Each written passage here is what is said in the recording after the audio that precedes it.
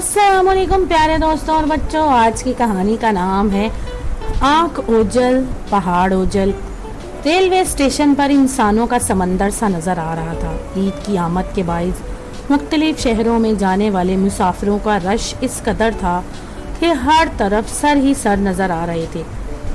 खैर और शहर में मजदूरी करता और अब ईद की छुट्टियों में अपने गांव जा रहा था। बड़ी मुश्किल से खैरू को रेलगाड़ी की सीट मिल पाई।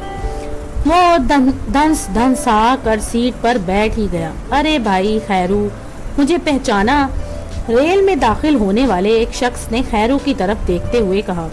नहीं, मैंने तो नहीं पहचाना।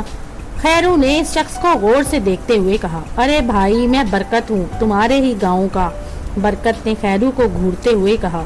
अरे तुम बरकत हो? मैं वाकई तुम्हें नहीं पहचान पाया। तुमने अब दाढ़ी भी रख ली? खैरू ने हैरान होकर बरकत से गले मिलते हुए कहा।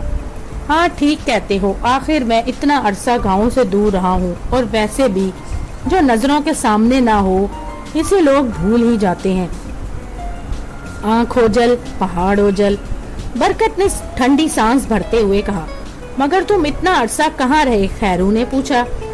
तुम तो जानते हो खैरू, मेरे आगे पीछे कोई नहीं। मौका मिलने पर मैं सऊदी अरब चला गया था। वहाँ काम खत्म हो गया तो सोचा चलो वापस अपने गांव की तरफ चलते हैं, बरकत ने कहा। और फिर दोनों अपने गांव की बातों और यादों को याद करते हुए सफर करने लगे। तो दोस्तों, अगर आपको ये कहानी पसंद आए तो मेरे चैनल को लाइक और सब्सक्राइब जरूर कीजिएगा।